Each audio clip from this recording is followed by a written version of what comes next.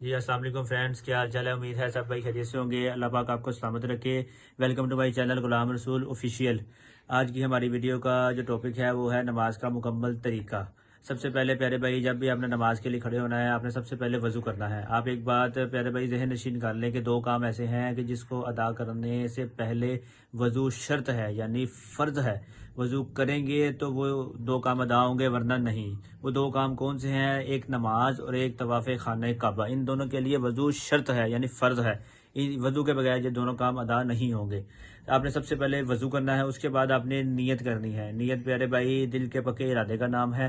زبان سے کہنا کوئی ضروری، واجب یا فرض نہیں ہے۔ آپ نے دل میں نیت کر لی، آپ کی نیت ہو گئی، زبان سے ادا کرنا ضروری نہیں۔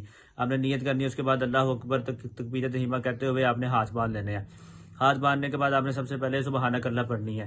ایک بات جو ہمیں بار بار پوچھنے میں آتی ہے وہ ہم آپ کو پہلے ہی بتا دیں کہ سبحانک اللہ سے پہلے آپ نے کوئی بھی یعنی تعوذ تسمیہ اعوذ باللہ بسم اللہ نہیں پڑھنی، صرف سبحانک اللہ سے شروع کرنا ہے۔ سبحانک اللہ پڑھنے کے بعد آپ نے اعوذ باللہ بسم اللہ پڑھنی ہے، اس کے بعد سورۃ فاتحہ پڑھنی ہے۔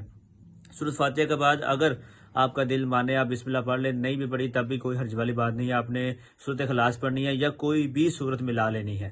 یہ اس کے بعد آپ نے اللہ اکبر کہتے ہوئے رکوع میں جانا ہے۔ رکوع کی تسبیح پڑھنی ہے سبحان ربی العظیم۔ یہ ایک دفعہ پڑھنا فرض ہے، 3 دفعہ پڑھنا سنت ہے، لیکن علماء کرام فرماتے ہیں کہ 3 دفعہ پڑھنا ہے، تو اس لیے ہم 3 دفعہ تسبیح پڑھتے ہیں۔ اس کے بعد آپ نے اللہ اکبر کہتے ہوئے کھڑے ہو جانا ہے، سمیع اللہ لمن حمیدہ ربنا لک الحمد پڑھنا ہے۔ اس کے بعد آپ نے اللہ اکبر کہتے ہوئے سجدے میں چلے جانا ہے۔ یہ اس سجدے میں آپ نے سجدے کی تسبیح پڑھنی ہے، یعنی سبحان ربی الاعلی، یہ 3 دفعہ پڑھنا ہے۔ پھر آپ نے اللہ اکبر کہتے ہوئے بیٹھ جانا ہے۔ اس کے بعد پھر اللہ اکبر کہتے ہوئے پھر سجدے میں جانا ہے اور آپ نے سجدے کی تسبیح یعنی سبحان ربی الاعلی پڑھنی ہے۔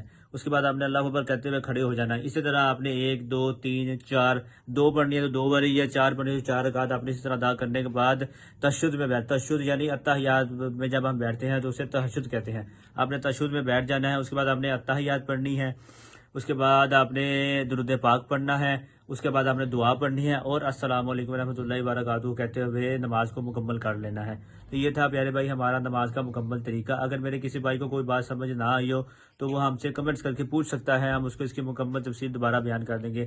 میری تمام بھائی سے گزارش ہے کہ میرے چینل کو لائک کریں، سبسکرائب کریں اور بیل آئیکن کے بٹن کو لازمی پریس کیا کریں تاکہ ہر نئی آنے والی ویڈیو کا نوٹیفکیشن آپ کو بر وقت ملتا رہے۔